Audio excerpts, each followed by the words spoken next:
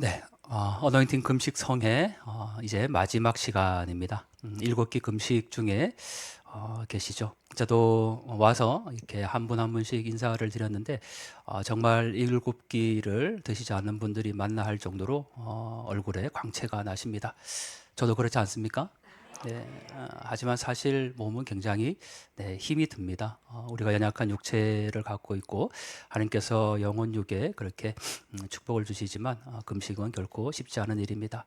우리가 개인의 유익을 굳히기 위해서 그렇게 금식하고 있는 것이 아니라 저 북녘 그 흉악한 결박을 풀고 압제당하는 자들의 그 자유함을 위해서 이렇게 금식하고 있으니까 오늘 이 밤에 하나님의 은혜가 저와 여러분들에게 가득할 거라고 확신합니다. 네, 어노인팅 금식성에 이용희 교수님께서 저를 너무 사랑하시는 것 같아요. 네, 하나님 사랑하시는 건 말할 것도 없고 꼭 이렇게 금식성에 3일째 되는 날 저를 불러주십니다. 첫날 부르면 한 끼 금식하고 오면 되고 둘째 날 불러주시면 세 끼, 5끼 이렇게 금식하고 오면 되는데 이렇게 마지막 날 불러주시니까 꼭 7끼 금식을 하고 와야 합니다. 너무 사랑하시고 이 자리가 얼마나 축복과 은혜의 자리라는 것을 알기 때문에 더더욱 감사할 수밖에 없습니다. 우리가 돌이켜 생각해 보면 정말 지금 가지고 있는 나 개인적인 문제, 가정의 문제, 또 직장의 문제 다 있을 겁니다. 하지만 그 모든 것들을 내려놓고 오직 주님께서 원하시는 저 북녘 땅 바라보며 기도하는 자리로 그렇게 금식을 허락하셨으니 저와 여러분들은 선택된 하나님의 사자다라고 해도 사실 과언이 아닐 것 같습니다. 그런 점에서 감사를 드리면서 함께 말씀을 나눠보겠습니다. 북녘 주민들은 어떻게 살고 있을까입니다. 네, 우리가 함께 이사야 26장 3절 말씀을 나누었는데요. 북한 지역 중에 어디를 가시겠습니까? 지금 보고 계시는 곳이 바로 북한의 지도입니다. 앞서 목사님께서도 말씀 주셨지만 저는 북한이 열리면 제일 먼저 들어가겠다고 그렇게 소원하며 기도하고 있습니다. 이 가운데 사랑하는 성도님들께서 들어가고자 하시는 지역들이 있으십니까? 우리가 잘 알고 있는 평양을 비롯해서 사리원, 해주, 개성, 김책, 함흥, 온성까지 여러 지역들이 있습니다. 기도하는 가운데 여러분들은 어느 지역을 마음에 품고 기도하고 계십니까? 저는 개인적으로 평양시 강동군 봉화리라는 곳을 가슴에 품고 있습니다. 지금 보면 평양 옆에 강동군이라는 곳이 있습니다. 강동군 하면 제가 떠오르지 않습니까? 네. 강동군, 강동완 떠오르죠. 그런데 놀랍게도 제 고향은 봉화읍입니다. 그래서 저에게는 강동군 봉화리가 그 어느 지역보다 저에게 와닿습니다. 북한을 연구하면서 북한의 소식들을 일주일에 한 번씩 품고 저희가 기도를 합니다. 지북지기라는 이름으로 지난 한 주일 동안 북한에 있었던 일들을 알고 기도하기입니다. 그 지북지기 말씀을 준비하면서 이 강동군 봉화리와 관련된 소식이 나오면 그 어느 때보다 관심을 두고 봅니다. 지난 11월 19일입니다. 강동군에 병원 준공식을 엽니다. 김정은이 직접 참석을 했고 커팅을 하고 있는 장면이죠. 강동군 평양시에 있기는 하지만 아주 작은 지역입니다. 그런데 그곳에 병원을 지었습니다. 그리고 준공식 하는 날 이렇게 수많은 강동군 주민들이 저 자리에 왔습니다. 그런데 건물을 자세히 보니까 김정은이 직접 참석한 행사임에도 불구하고 병원 규모가 그렇게 크지 않습니다. 여러분들 우리가 입장을 바꿔놓고 평양시 강동군인데 서울이 아닌 서울 인근 지역에 어느 병원을 하나 지었습니다. 그런데 그 병원에 대통령이 직접 가서 저렇게 모든 주민들과 함께 행사를 한다고 가정을 해보면 오히려 북한에서 병원을 지어서 인민들에게 놀라운 치료를 할 수 있는 시설을 만들었구나라기보다는 얼마나 열악했으면 저 정도 병원에 김정은이 저렇게 자랑을 할까라고 오히려 반문할 수가 있을 것 같습니다. 역시 12월 8일입니다. 엊그제죠. 이 강동군에 또 어떤 일이 있었냐면 봉화농장이라는 곳이 있습니다. 그 농장에 새집들이를 했습니다.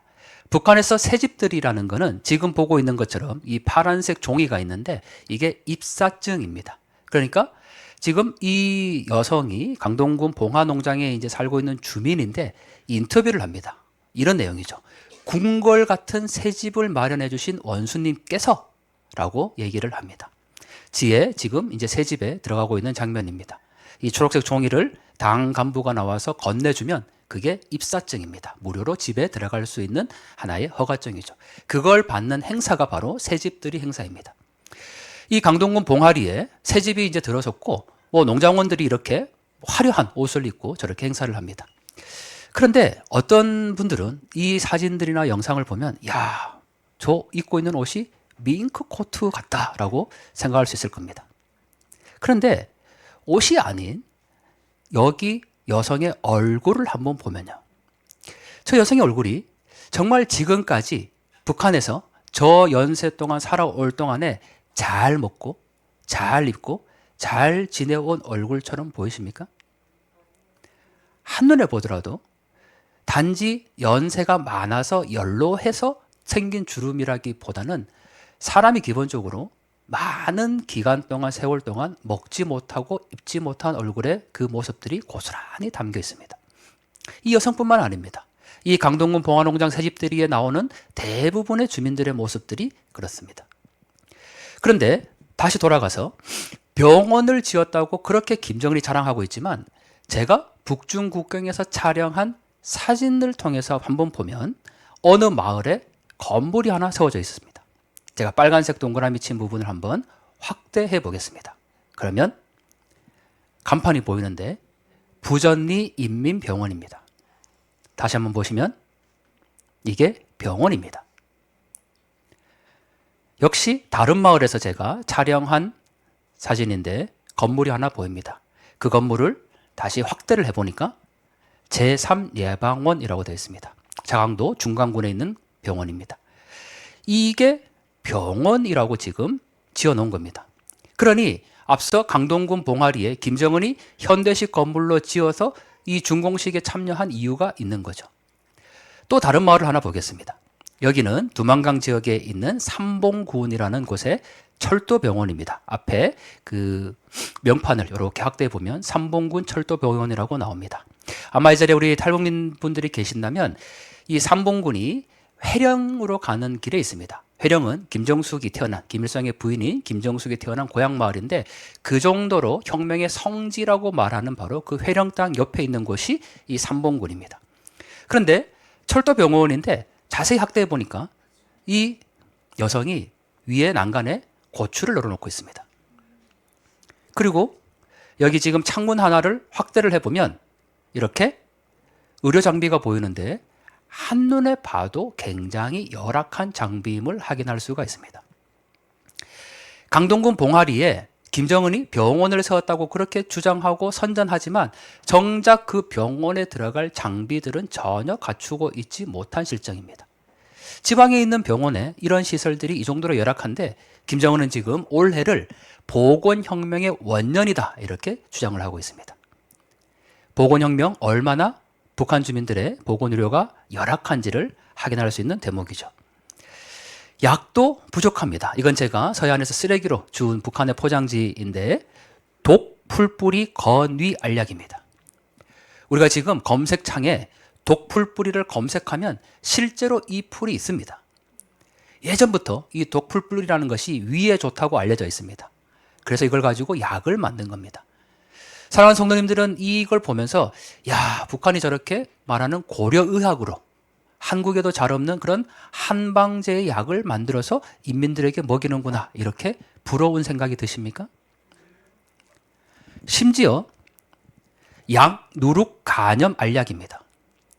이것도 역시 고려의학이라는 한방으로 만들어진 약입니다. 그리고 그 옆에는 아메르맥틴이라는 구충제입니다. 우리도 물론 구충제를 먹긴 합니다. 하지만 북한에서는 이 구충약조차 구할 수가 없을 뿐더러 이렇게 구충약을 먹는다는 건 식생활에 여전히 문제가 있다는 것을 의미하죠. 양누룩 간염 알약, 독풀뿌리 건위 알약. 여러분들 우리가 살아가면서 대한민국에서 우리나라가 참 잘 산다고 생각할 때가 저는 약국에 갈 때입니다. 지금 갖고 있는 증상의 모든 약이 다 있습니다. 여러분들 감기약 사러 갈 때 약국에서 감기약 주세요라고 하지 않습니다. 목감기약, 코감기약, 뭐 기침감기약, 몸살감기약, 종합감기약 종류별로 다 있습니다. 비싸지도 않습니다. 2,000원, 3,000원이면 약을 구할 수 있습니다. 아주 잘 듣습니다. 그것도 안 된다면 병원에 가서 감기로 주사나 링거를 맞을 수 있습니다. 그러한 모든 삶이 우리의 일상이라는 거죠. 누군가가 특별한 사람들만이 감기약을 살 수 있는 것도 링거를 맞을 수 있는 게 아니라는 겁니다. 그게 저와 여러분들이 지금 이 나라를 살아가고 있는 일상입니다. 동일하게 우리는 지금 일상의 영역 가운데서 어둠을 밝히는 빛, 전기를 사용하고 있습니다. 사실 지금 방송 때문에 그렇지 여기에 불을 다 꺼도 이 시간을 진행하는데 아무 문제가 없습니다. 우리는 너무 밝은 곳에 지금 살아가고 있죠. 대낮에도 불을 밝힙니다. 왜 불을 켜냐고 말하면 어두워서 그렇다고 합니다. 대낮에 충분히 볼 수 있음에도 우리는 전기를 그렇게 밝힙니다.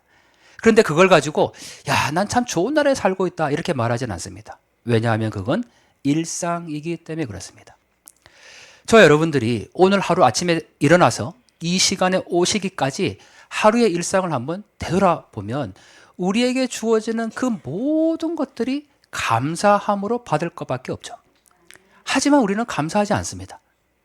사는 성도님들 아침에 일어나서 샤워를 하면서 씻을 때 하나님 이 따뜻한 물을 주셔서 감사합니다. 우리 지금 금식하고 있지만 만약에 식사를 한다면 하나님 오늘 우리가 따뜻한 밥 한 공기 먹을 수 있어서 감사합니다. 하나님께 차를 탈 수 있는 것, 하나님 우리가 숨 쉴 수 있는 것, 우리가 지금 이렇게 계절의 변화를 볼 수 있는 것, 그 모든 것이 우리의 일상인 겁니다. 여러분들 오늘 사용하실 핸드폰, 카톡, 문자, 전화 얼마나 많이 사용하셨습니까? 그 핸드폰을 누군가가 열어봐서 너 왜 이런 문자를 했어? 라고 검열한 적 있습니까? 지나가는 길에 누군가가 갑자기 여러분들 핸드폰을 열어서 왜 이런 단어를 썼어? 라고 검열한 적이 있습니까? 우리가 너무나도 당연하게 누리는 그 일상이 결코 당연한 게 아니라는 겁니다. 저 북한 땅을 보면요. 역시 제가 북중 국경에서 촬영한 어느 마을입니다. 인민을 위하여 복무함이라고 써놨고 그 옆에 위대한 주체사상 만세라고 되어 있습니다. 수령님께서 가르쳐 주신 바와 같이 주체사상은 사람이 모든 것의 주인이며 모든 것을 결정한다는 철학적 원리에 기초하고 있습니다. 김정일이라고 쓰여 있죠. 사람이 모든 것의 주인이다라고 얘기하지만 결코 북한에서는 주민들이 사람들이 주인이 아닙니다. 사람이 모든 것을 결정한다라고 하지만 모든 것의 결정은 반드시 수령이라는 존재가 있어야 합니다. 그런데 낮에 이런 모습인데 이 마을을 밤에 촬영하면 이런 모습입니다. 인민을 위하여 복무함 위대한 주체상 만세라는 곳에 화려하게 불이 들어왔습니다. 비교해보면 낮과 밤이 이런 모습입니다. 밤에 찍은 사진 가운데 어디에도 저 낮에 봤던 집들은 보이지 않습니다. 집의 불빛은 없습니다. 그러니 저와 여러분들이 그렇게 자유롭게 편하게 사용하고 있는 이 전기 불빛이 결코 북한 주민들에게는 일상이 아니라는 사실입니다. 우리가 신의주의 모습을 바라봅니다. 역시 이 모습들을 보면 가운데에 김일성, 김정일 사진이 있습니다. 여러분 우리가 태어나서 하루를 살아가는 동안 길을 가면서 보이는 모든 건물마다 저렇게 김일성, 김정일 사진이 붙어 있거나 우리로 치면 대통령의 사진이 붙어 있는 거겠죠. 그리고 그 대통령을 위해서 목숨을 바치자라는 선홍색 구호가 붙어 있다면 얼마나 갑갑한 삶이겠습니까? 그런데 이 마을이 신의주가 밤이 되면 이렇게 변합니다. 조금 더 확대해 보면 건물에 김일성, 김정일 사진에만 불을 밝혔습니다. 이게 낮의 모습이고 이건 밤의 모습입니다. 이 밤에 어디에도 북한 주민들이 살아가기 위한 그 일상의 불빛은 존재하지 않습니다. 북한이 전기가 부족하죠. 하지만 전기가 부족한 게 아니라 전기를 제대로 공급하지 않는 겁니다. 저렇게 우상화 선전물에는 보여줄 수 있는 전기를 마음껏 사용하고 있으면서 주민들이 사용하는 일상의 전기는 전혀 존재하지 않는다는 사실입니다. 그런데도 이 모습, 지금 이렇게 화려한 불빛이 있는 모습들을 보고 일부 북한을 연구하는 사람들조차도 저 모습을 보면서 지금 북한에서 빛의 혁명이 일어나고 있다. 이렇게 분석하기도 합니다. 과거보다 북한에 전기가 훨씬 더 많이 들어오고 화려해졌다라는 거죠. 그래서 그걸 빛의 혁명이다라고 표현을 합니다. 사랑하는 성도님들은 이게 빛의 혁명처럼 보이십니까? 전기가 많아졌다라는 게 중요한 게 아니고 그 전기를 어디에 사용하고 있느냐가 문제라는 거죠. 우리는 그걸 봐야 합니다. 역시 일상 가운데 제가 보여드린 곳은 아까 신의주입니다. 그러면 다른 도시는 다를까? 북한에서 아주 큰 도시 가운데 압록강을 기준으로 보면 신의주가 있고 자강도 만포시가 있고 양강도 해산시라는 곳이 있습니다. 여기는 양강도 해산시입니다. 제가 빨간색으로 표시한 부분은 태양광 패널입니다. 역시 지금 북한을 연구하는 사람들 중에 북한 주민들이 태양광 패널을 통해서 전기를 마음껏 사용하고 있다 이렇게 얘기하는 사람들이 있습니다. 아까 신의주에서 봤던 이 대도시의 모습 가운데서 일부 건물에 태양광 패널이 막 놓여져 있었겠죠. 그 모습들을 보고 북한 주민들이 이제 전기를 마음껏 사용하고 있다. 태양광 패널을 통해서. 하지만 양강도 해산시에 집에 보여지고 있는 이 태양광 패널, 빨간색으로 표시한 부분인데 이게 전기를 마음대로 사용할 수 있는 태양광 패널처럼 보이십니까? 한눈에 봐도 너무나도 열악한 저 조그마한 태양광 패널로 얼마만큼의 전기를 생산하고 구할지 의문입니다. 그런데 저것조차도 밤이 되면 또 집안에 들여놓습니다. 누가 훔쳐갈까 봐. 그게 지금 북녘 주민들이 살아가고 있는 전기 일상의 모습이라는 거죠. 제가 방금 말씀드린 자강도 만포시는 어떠합니까? 이 만포시를 제가 갔을 때 이렇게 눈이 내렸습니다. 하얀색 눈이 펼쳐져 있는 그 건물들을 보면 야, 저게 정말 자강도의 도청 소재지인 만포시가 맞나 할 정도로 굉장히 열악한 건물들이 보입니다. 그런데 그 중에 하나를 여기 화면 아래쪽을 확대해 보면 역시 이렇게 쓰여 있습니다. 주체조선의 태양 김정은 장군 만세입니다. 끊임없이 이런 선전물과 우상화가 이루어지고 있는 거죠. 여러분들 이 도시가 결코 지방의 작은 중소도시나 시골 마을이 아닙니다. 자강도 만포시입니다. 역시 우리 일상 가운데 먹는 것이 있습니다. 우리는 지금 금식을 하고 있기 때문에 오늘 음식을 드시지는 못했을 겁니다. 그러나 금식을 하지 않을 때 우리가 생각해 보면 한 끼만 굶어도 끼니를 걸러도 얼마나 배가 고픕니까? 저는 주로 아침을 잘 챙겨 먹습니다. 꼭 빵이라도 한 조각 먹습니다. 그런데 그날따라 시간이 없어서 빵이라도 한 조각 먹지 못하고 나오면 점심때까지 속이 쓰리고 힘듭니다. 그게 생활의 어떤 습관인 거죠. 가끔 점심이나 저녁을 한 끼 건너뛰면 굉장히 배가 고파서 우리 심지어는 배고파서 잠도 못 잔다 이런 표현을 합니다. 그런데 제가 만난 어느 탈북민의 그 소원 중에 하나가 365일 중에 단 하루만이라도 배불리 먹었으면 좋겠다. 그게 북한에 있을 때 소원이었다고 합니다. 사랑하는 성도님들 중에 내가 365일 중에 단 하루만이라도 제발 배불리 좀 먹어봤으면 좋겠다. 이런 소원이 지금 있습니까? 물론 한국도 예전에 보릿고개를 통해서 그렇게 어려웠던 때가 있었습니다. 그땐 정말 배고랐죠. 하지만 지금 과거가 아닌 오늘을 살아가는 우리들에게 나 하루만 정말 배불리 먹었으면 좋겠어. 그런 소원은 하지 않습니다. 오히려 어떤 소원을 빕니까? 오늘은 그죠. 어떻게 하면 적게 먹을까? 어떻게 하면 다이어트를 할까? 또는 어떻게 하면 가장 맛있는 것을 먹을까? 그걸 우리는 고민하고 있습니다. 일상의 모습 가운데 제 카메라에 담겨온 북녘 주민의 모습입니다. 어느 남성이 자전거 뒤에 뭔가를 싣고 갑니다. 우리가 시래기 정도로 볼 수 있는 아마 먹는 거겠죠. 그 표정들이 보입니다. 지금이 이제 우리는 김장철입니다. 이웃마다 김장을 하면 김치도 한 포기 서로 나눠 먹기도 하고 그렇습니다. 또 교회나 또 많은 봉사단체에서 김장 나누기를 합니다. 우리에게 김장은 할 때는 힘들지만 다 같이 하면서 뭔가 나눌 수 있는 기쁨이자 그런 음식입니다. 제가 북중국경 압록강에서 바라본 어느 부부의 모습입니다. 배추를 그냥 압록강에 싣고 있습니다. 저기에 그냥 소금 정도 겨우 구해서 그걸 염장해서 김치로 1년 김장 김치로 먹을 수 있을 겁니다. 그 뒤에 아이들이 서 있었습니다. 제가 확대를 해봤습니다. 고구마 같은 걸 먹고 있습니다. 여러분들 이 아이의 모습만 보더라도 어떤 마음이 드십니까?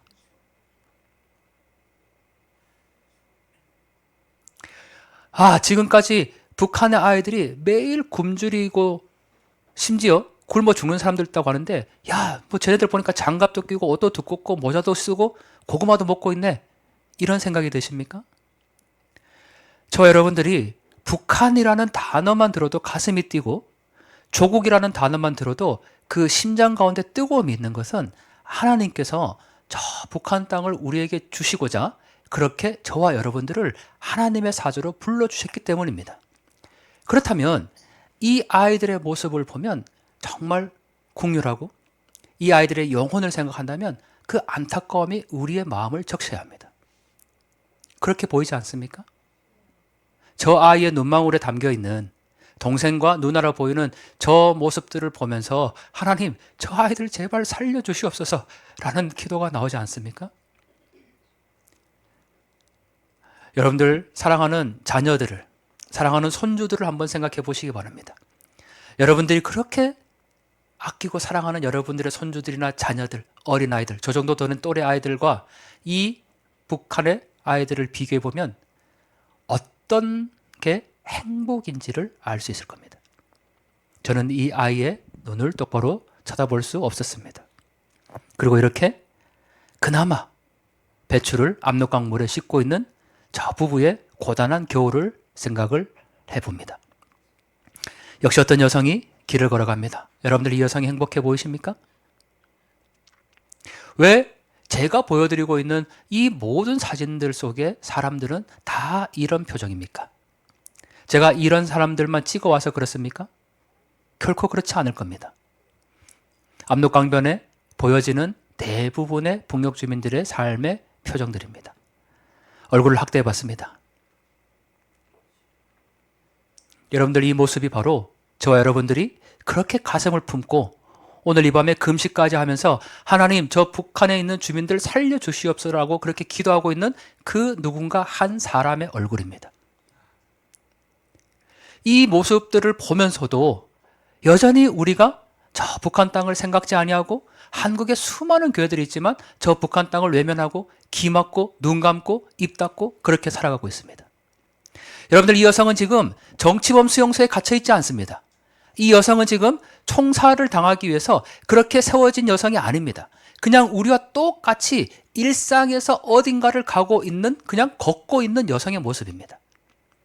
그런데 이 여성 가운데 보여지는 그 표정은 세상의 모든 번뇌와 고뇌를 다 담고 있죠.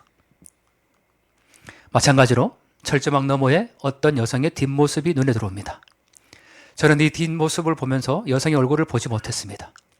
그러나 저와 여러분들이 상상하는 그 무엇인가가 바로 맞을 겁니다. 저 걸음걸이 하나, 등에 메고 있는 저 식량배낭, 어딘가에 가서 겨우 구해왔을 그 식량 하나로 오늘 밤 자신의 가족들을 그렇게 먹일 수밖에 없는 어머니의 마음이 이 뒷모습에 고스란히 담겨 있습니다. 느껴지십니까? 그리고 그 철조망 너머에 힘겹게 걸어가고 있는 저 무채색 옷을 입고 있는 한 여성이 보입니다. 우리는 아름다움이라는 것을 얘기합니다. 저 여성이 아름다워 보이십니까? 고단한 삶의 모습들이 그대로 전해져 오고 있습니다. 이 모습은 또 어떠합니까? 한겨울에 화물차에 실려서 어디론가 가고 있는 북녘 주민들의 모습입니다. 여러분들 오늘 서울의 기온이 영상 10도 정도 되는 걸로 알고 있습니다. 내일 기온이 영하 1도까지 떨어진다고 합니다. 아침에 비가 와서인지 날씨가 굉장히 쌀쌀해졌습니다. 지금 저와 여러분들이 입고 있는 이 옷을 보면 정말 모든 추위도 감당할 수 있을 만큼 아주 두껍고 보온력도 좋습니다.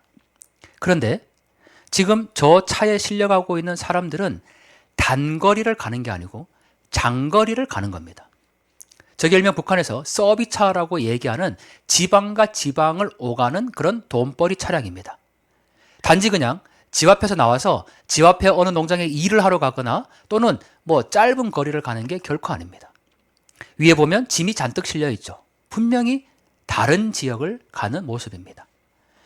저 차가 지나갈 때에 온몸으로 스치는 그 칼바람이 얼마나 차갑겠습니까? 여러분들이 오늘 일상을 누리면서 우리는 이 서울 시내에서 대중교통이라는 것을 이용했습니다.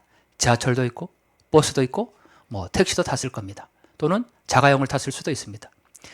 우리가 그러한 일상을 누리면서 하나님, 저 오늘 이렇게 마음껏 제가 갈 수 있는 곳에 지하철을 탈 수 있게 해주셔서 감사합니다.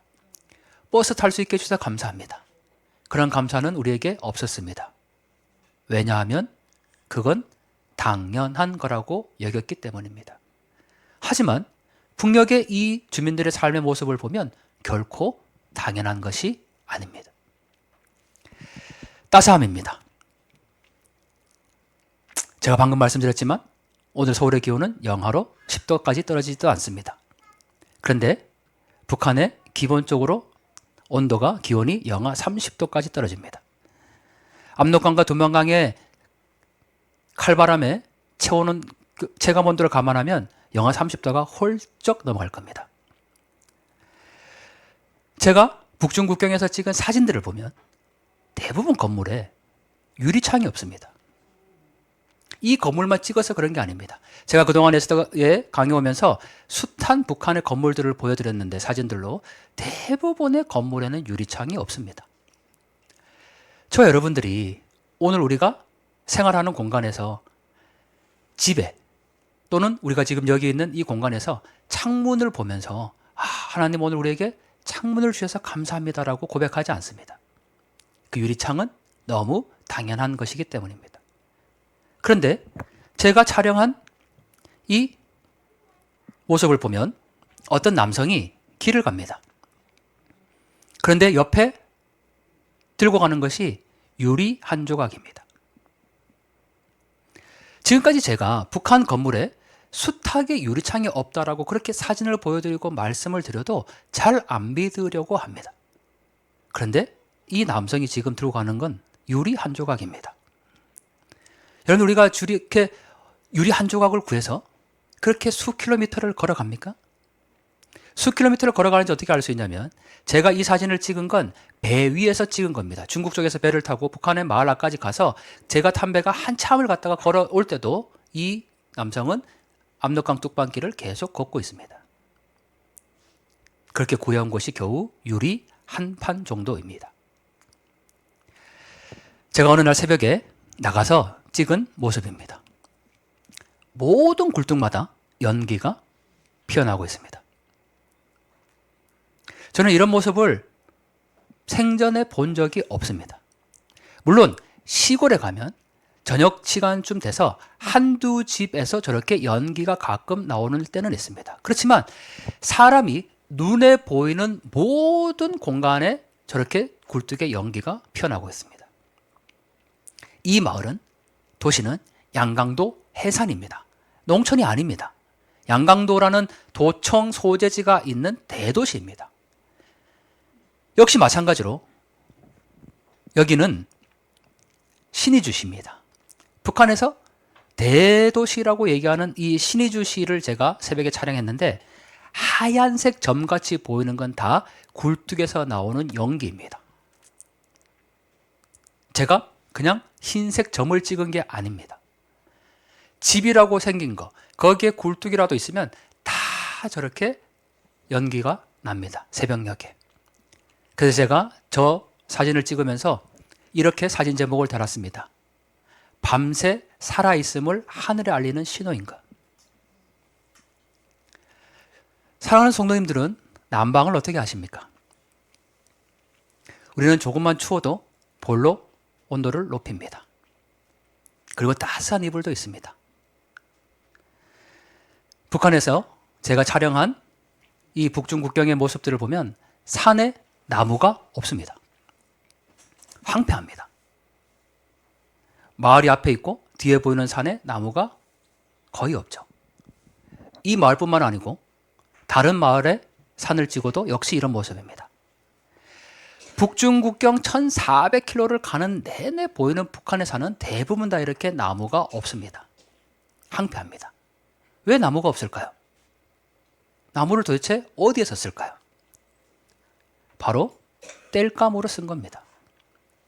그런데 뒤에 산에 나무가 없죠. 그런데 앞에 보면 굉장히 울창하게 나무가 세워져 있습니다.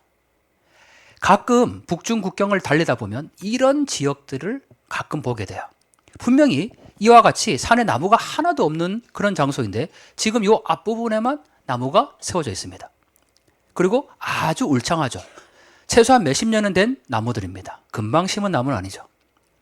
왜 여기만 나무가 있을까요? 사람들이 땔감으로 나무를 떼면은 심지어 저렇게 마을 주변에 이제 나무가 없기 때문에 수 킬로미터를 걸어가서 겨우 나무 한 짐 정도 구해온다고 합니다. 그러면 지금 바로 집 뒤에 있는 저 나무를 떼면 훨씬 더 좋을 텐데 왜 저 나무는 베지 않고 저렇게 그냥 뒀을까요?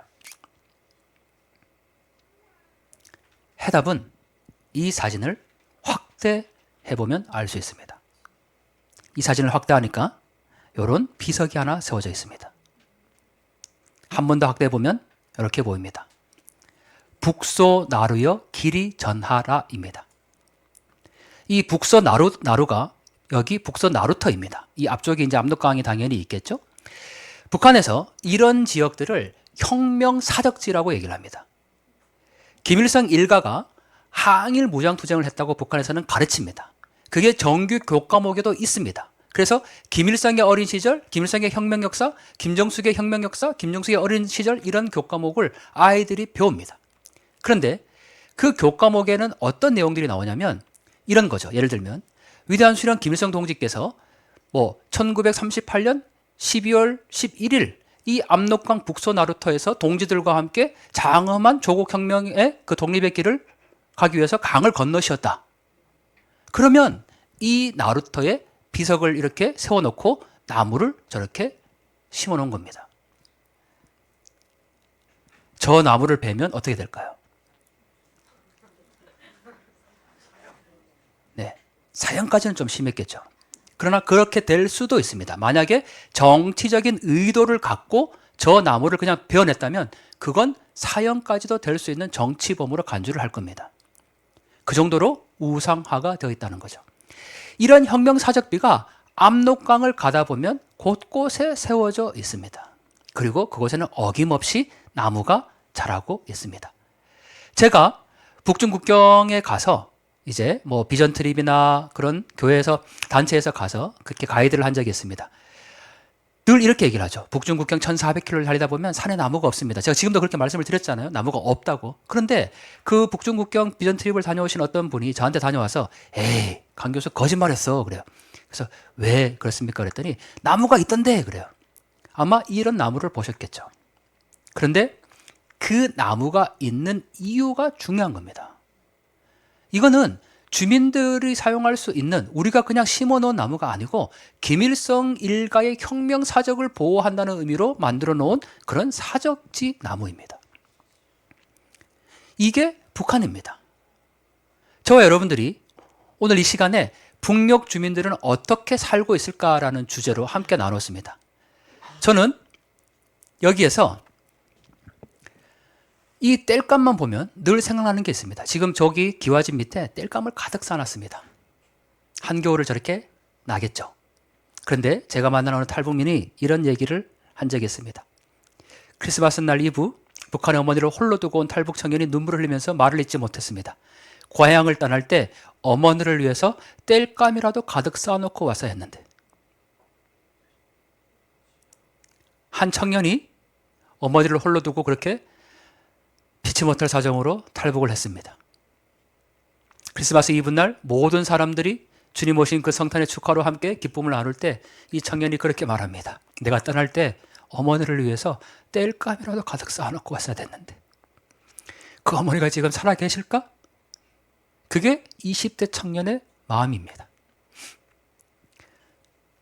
저 여러분들이 북한을 위해서, 북한 주민을 위해서 오늘 이 밤에 하나님 저 북한에 있는 사람 살려주시옵소라고 얘기를 할 때 그렇게 북한에 있는 어머니를 홀로 그리면서 울고 있을 20대 청년의 마음이 바로 우리가 기도하는 기도 제목입니다. 그러니 우리의 기도가 지금 금식하면서 너무나도 애절하게 간절하게 하나님의 도우심을 간구하고 있지만 우리가 창자가 꼬이고 정말 뼈를 깎는 고통이 있을지라도 그 기도를 멈추지 말아야 될 이유가 여기에 있습니다. 우리의 기도가 정말 눈물의 기도가 되어야 되는 이유가 바로 여기에 있습니다. 여러분들 생각을 해보시면 오늘 이 밤에 한 청년이 그렇게 홀로 기도하면 좋겠지만 누군가 옆에 아무도 없이 홀로 있습니다.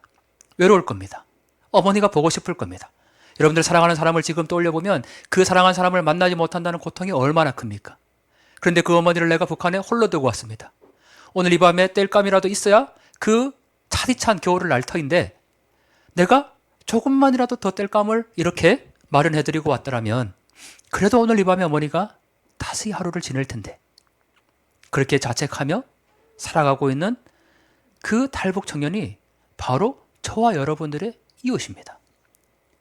그럼 우리가 이 기도를 어찌 멈출 수가 있겠습니까? 그 청년이 건너왔을지도 모를 압록강입니다. 한겨울이 되면 이렇게 압록강이 다 얼어버립니다. 사랑하는 성도님들은 이 압록강 위에 눈밭에 놓여져 있는 발자국들이 보이십니까? 누군가의 발자국이었을 겁니다. 중국으로 건너왔을 수도 있고 건너오지 못했을 수도 있고 건너왔다가 생필품이나 양식을 구해서 다시 북한으로 건너갔을 수도 있습니다. 저 얼어버린 압록강 위에 숱한 발자국들이 그렇게 새겨져 있습니다. 그리고 누군가가 저 압록강을 건너기 위해서 탈북하기 위해서 건너려고 했다면 정말 살기 위해서 몸부림을 쳤을 겁니다. 행여라도 2월 3월이 되어서 이제 저 압록강 물이 녹을 때쯤 되면 저 얼음이 끼어져서 그 압록강에서 익사하는 사고도 발생할 겁니다. 한겨울에 영하 30도가 돼도 저 강에 분명히 얼음이 얼지 않은 곳이 있더라고요. 누군가의 몸부림입니다. 여러분들 우리가 오늘 하루 살아가면서 나에게 주어지는 어떤 개인적인 문제, 가정의 문제, 직장의 문제, 어떤 문제가 있다고 할 때 우리가 정말 이토록 살기 위해서 몸부림친다고 생각을 해보면 이 압록강 위에 누군가의 그 절규를 우리는 떠올려 봐야 합니다. 제가 지금까지 압록강의 모습들을 보면서 가장 마음이 아픈 사진입니다. 압록강변에서 나와서 물을 떠가고 있는 북녘 주민들의 모습이죠. 아까 우리 김영관 목사님과 잠시 대화를 나눌 수 있었는데 우리는 지금 금식을 하고 있잖아요.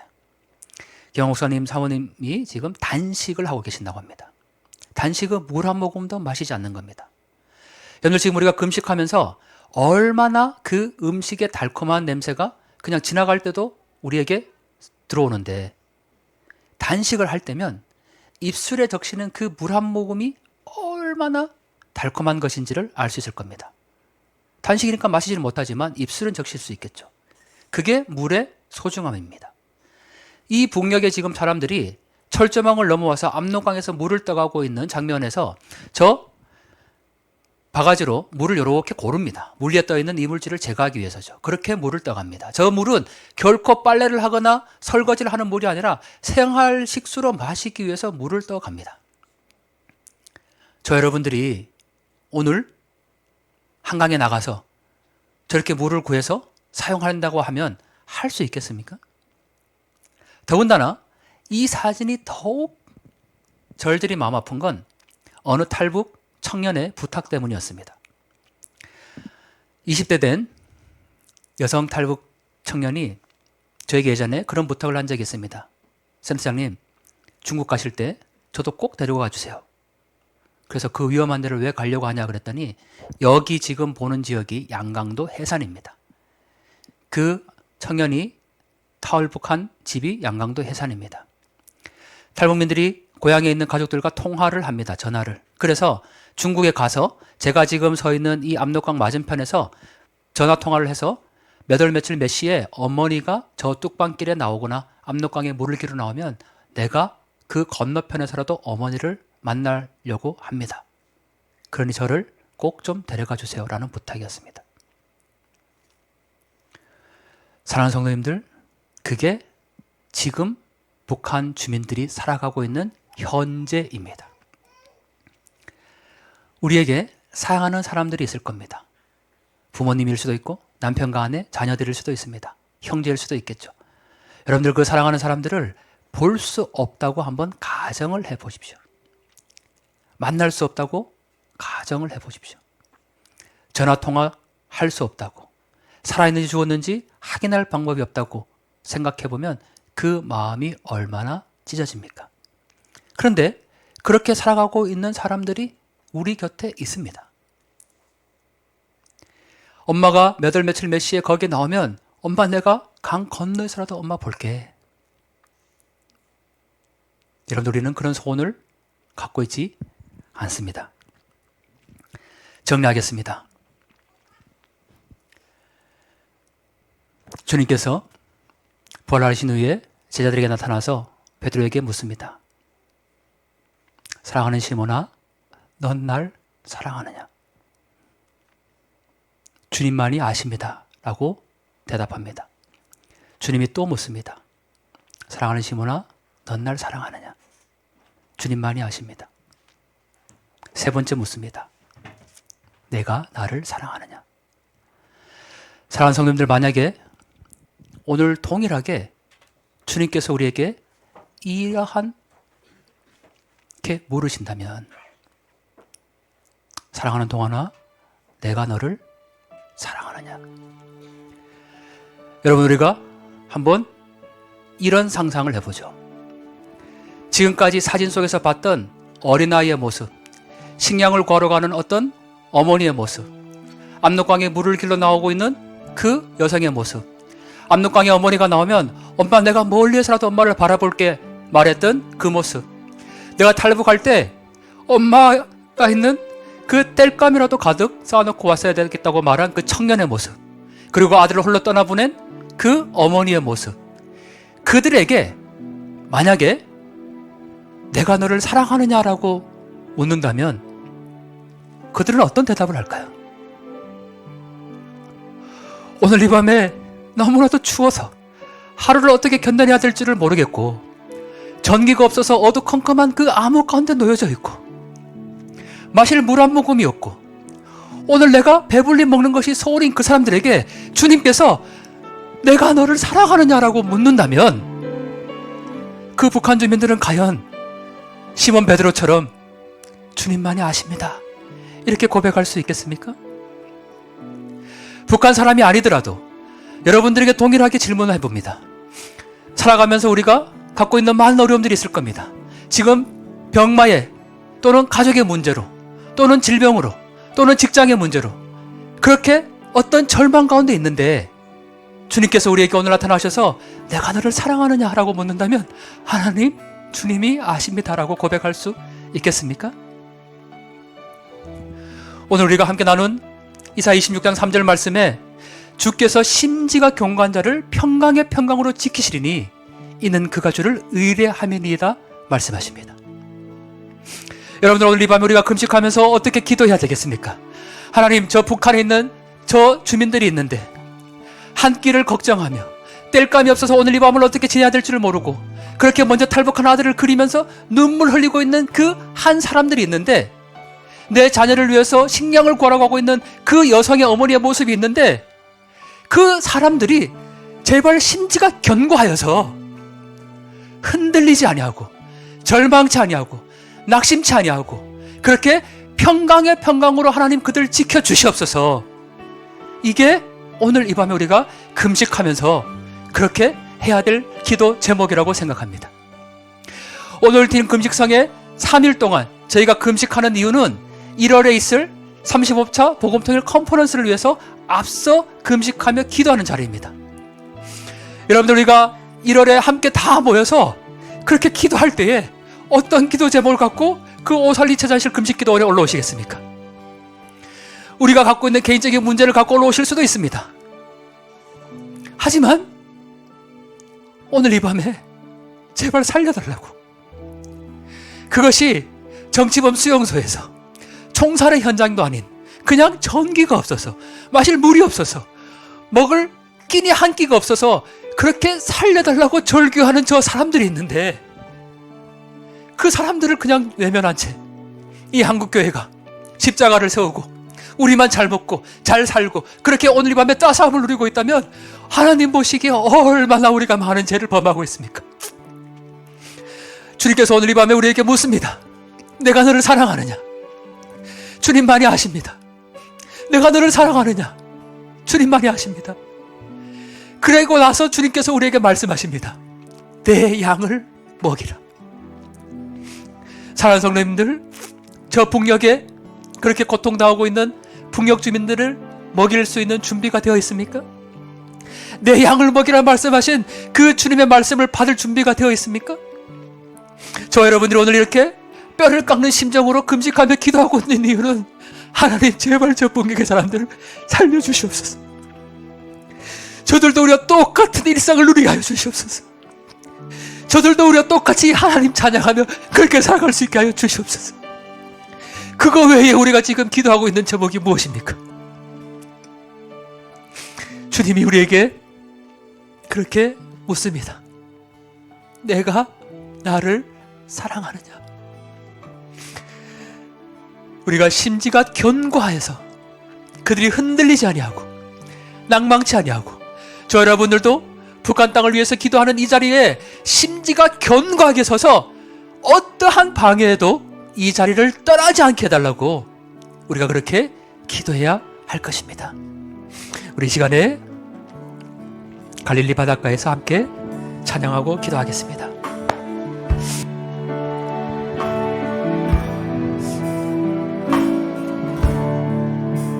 갈릴리 바닷가에서, 갈릴리 바닷가에서 주님은 시몬에게, 주님은 시몬에게 물으셨네. 사랑하는 시몬아,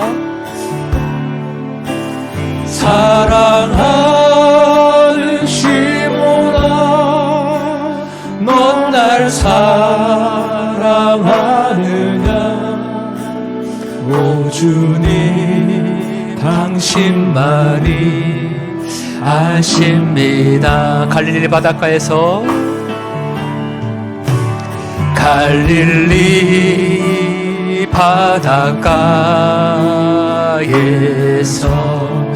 주님은 시몬에게, 주님은 시몬에게 물으셨네. 사랑하는 시몬아, 넌 날 사랑하느냐? 오 주님, 당신만이 아십니다. 우리 다시 한번 찬양할 때에 사랑하는 자기 이름을 불러서 한번 찬양하겠습니다. 갈릴리 바닷가에서 주님은 동안에게, 주님은 동안에게 물으셨네. 사랑하는 동안아, 사랑하는 동안아, 넌 날 사랑하느냐? 오 주님, 당신만이 아십니다. 사랑하는 성도 여러분, 우리가 다시 한번 이 찬양 부를 텐데, 다시 한번 찬양할 때에 북한에 있는 그 한 사람에게 주님이 오늘 이 밤에 나타나셨습니다. 너무나도 배골마서 한 끼 먹는 것이 소원이고, 너무나도 추워서 그 방에 따뜻하게 하룻밤만 자는 것이 소원이고, 너무나도 암흑 가운데 있어서 그 밝은 빛을 보는 게 소원인 그 북한 주민에게, 홀로 떠난 아들이 그리워서 그렇게 눈물을 흘리고 있는 어머니에게, 오늘 내 사랑하는 자녀를 먹이기 위해서 수 킬로미터를 걸어와서 그렇게 식량을 구해와서 너무나도 고단한 몸을 누이고 있는 그 어머니에게 주님이 나타나셔서 내가 나를 사랑하느냐? 그렇게 묻는다면 그들은 과연 주님, 내가 주님을 사랑합니다 이렇게 고백할 수 있겠습니까? 사람의 마음으로나마 할 수 없을 것입니다.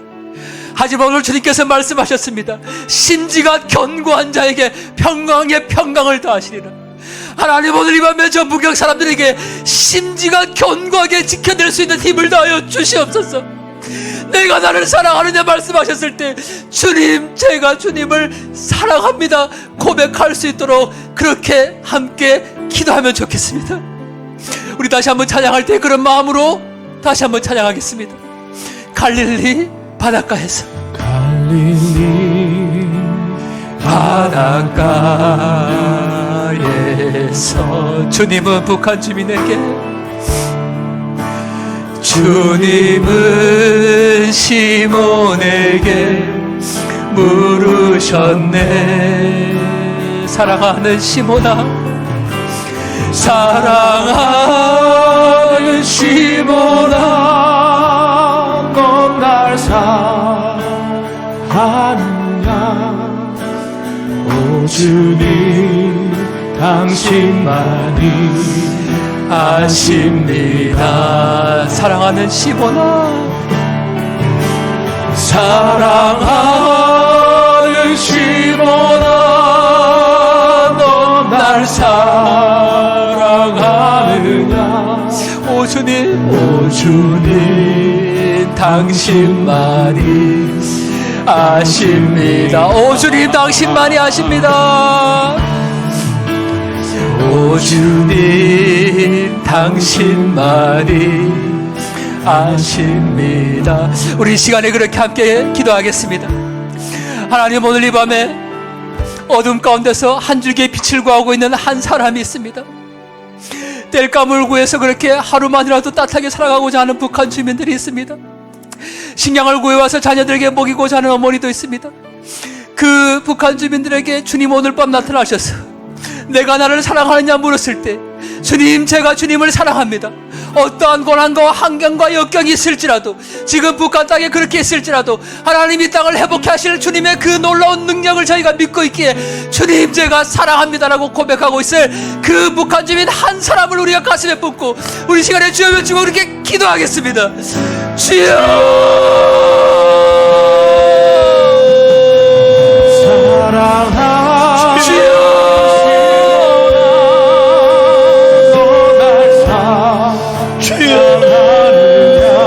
하나님, 오늘 이 밤에 너무나도 추위 가운데 제발 단 한 시간만이라도 따뜻하게 살았으면 하는 그런 북한 주민들 소원이 있습니다. 저 나무에 땔감으로 그렇게 하룻밤을 살아가고 있지만 너무나도 추위 가운데 고통 가운데 있는 하나님의 사람들이 있습니다. 주님, 제가 오늘 이 밤에 정말 내 사랑하는 자녀들에게 한 끼만이라도 제대로 먹여주고 싶은데 주님, 먹을 것이 없습니다.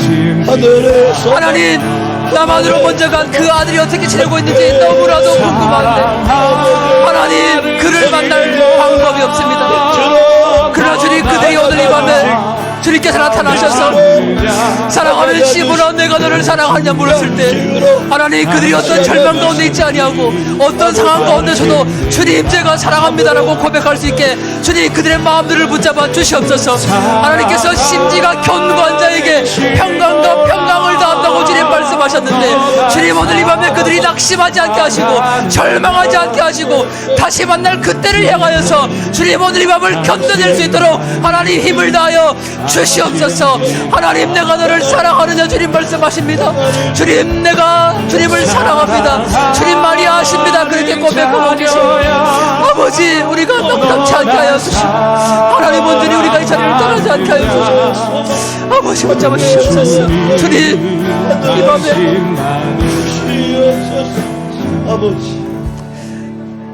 두 번째 기도 제목 나누겠습니다. 저 여러분들이 흉악의 결박을 풀고 저 압제 당하는 자들에게 자유를 다하기 위해서 그렇게 하나님 기뻐하시는 금식 중에 있습니다. 저 여러분들이 육체 고통을 감내하며 금식하고 있는 이유는 무엇입니까? 주님께서 내가 너를 사랑하냐 말했을 때 우리가 지금 갖고 있는 개인적인 문제가 분명히 있을 것입니다. 하지만 우리가 이 모든 개인의 유익을 굳지 아니하고 오직 나라와 민족과 저 북한 땅에 고통당하고 있는 사람들을 위해서 금식하고 기도하고 있을진데 주님께서 오늘 이 밤에 우리에게 나타나셔서 동안아, 내가 너를 사랑하느냐라고 물었을 때 하나님, 그 모든 것 주님이 아십니다라고 고백할 수 있습니까? 주님이 또 묻습니다. 동안아, 내가 너를 사랑하느냐? 주님이 사랑하는 성도님들에게 묻습니다. 내가 너를 사랑하느냐라고 물었을 때 우리의 그 모든 것들을 개인적인 유익을 굳지 아니하고 오직 저 북한과 이 대한민국의 조국 통일을 위해서 기도하고 있는 우리의 모습들이라고 주님 고백할 수 있습니까? 그렇게 고백할 때 주님께서 말씀하십니다. 이제 내 양을 먹이라. 주님께서 심지가 견고한 자들에게 평강과 평강을 더한다고 말씀하셨습니다. 우리 이제 두 번째 기도할 때 하나님, 우리가 어떠한 상황일지라도 조국 대한민국과 저 북한 땅을 위해서 기도하고 있는 이 자리를 떠나지 않게 하여 주시옵소서. 주님께서 내가 너를 사랑하냐라고 물었을 때 하나님, 오늘 이 밤에 제가 주님을 사랑합니다. 주님께서 너희가 내 양을 먹이라고 말씀하실 수 있도록 그렇게 준비될 수 있는 우리가 되게 해달라고 우리 시간에 다시 한번 주여 외치고 우리 자신들을 위해서 다시 한번 기도하겠습니다. 주여, 주여. 주님, 오늘 이 밤에 주님이 저에게 묻습니다. 사랑하는 동안아 내가 나를 사랑하느냐? 사랑하는 동안아 내가 나를 사랑하느냐? 사랑하는 동안아 내가 나를 사랑하느냐? 주님 세 번이나 물었을 때 주님 그 모든 것을 주님이 아십니다라고 제가 고백할 수 있는 믿음을 다하여 주시옵소서. 내 양을 먹이라고 말씀하실 수 있도록 하나님, 오늘 밤에 제가 준비되게 하여 주시옵소서. 저 풍경 땅에 열렸을 때 단 한 사람만이 갈 수 있다면 그 한 사람이 제가 되게 달라는 믿음으로 나가게 하여 주시옵고, 하나님 저 북한 땅을 위해서 기도하는 죄를 주님 그렇게 기도를 하기는 죄를 멈추는 죄를 쉬지 않도록 하여 주시옵소서.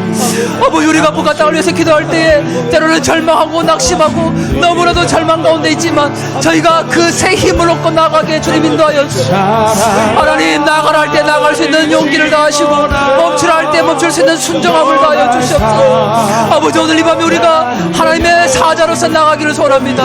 오늘 이 밤에 우리가 따뜻한 눈물로서 좋은 길을 세우기를 소원하오니 아버지, 우리의 눈물을 통해서 저 북경 땅 녹여주시옵소서. 저 북경 땅에 살려달라고 고통당하고 있는 하나님의 사람들을 회개치 마시고 온전히 우리가 주님만 바라보며 나아갈 수 있게 하여 주시기를 주님이 밤에 간절히 소원하고 오나오니 하나님 온전히 함께하여 주시옵소서. 주님만이 아십니다. 주님만이 아십니다.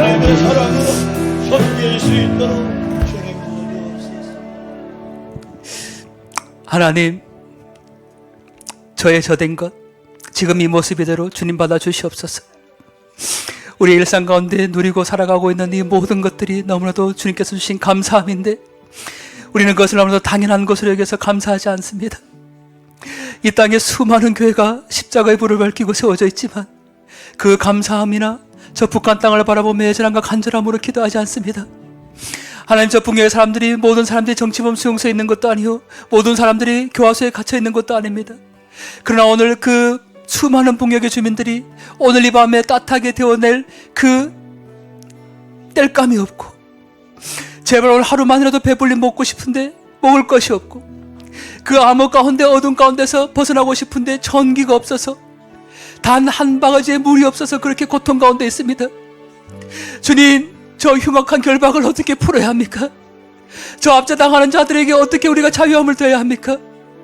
주님, 오늘 이 밤에 주님께서 저들에게 나타나셔서 내가 나를 사랑하냐 말했을 때 그들이 절망치 아니하고 그 모든 어려움과 역경과 환경 가운데서도 주님, 제가 주님을 사랑합니다 그렇게 고백할 수 있도록 심지가 견고하게 그들을 붙잡아 주시옵소서. 그러나 주님, 우리가 어찌 그들에게만 그렇게 견뎌내라고 말할 수 있겠습니까? 하나님, 그들이 고통당하고 있고 그들이 견뎌낼 수 있는 힘을 달라고 우리가 기도한다면 우리가 이 기도의 자리를 떠나지 않는 견고함도 저에게 허락하여 주시옵소서.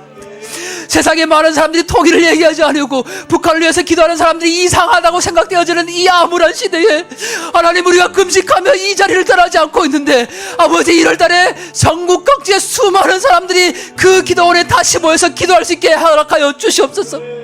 하나님, 우리가 이제 시간이 없습니다. 살려달라고 절규하고 있는 저들의 삶이 있는데 우리만 너무나도 편안하고 따뜻하고 안락하게 살아가고 있는 것을 아는지 우리의 삶을 돌아보게 하여 주시옵소서.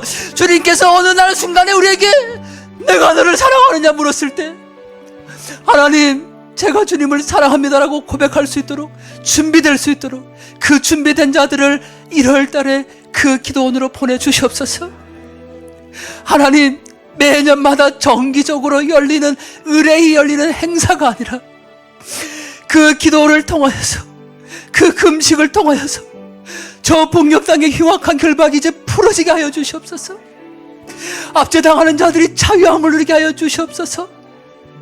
주님, 그러한 기도의 자리에 우리가 있게 하여 주시니 감사를 드리오며, 주님 기쁜 마음으로 그렇게 달려올 수 있도록 그 자리를 미리 예비하여 주시옵소서.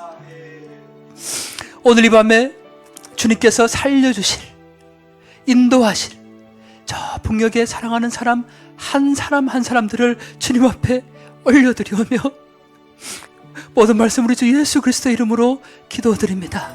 아멘.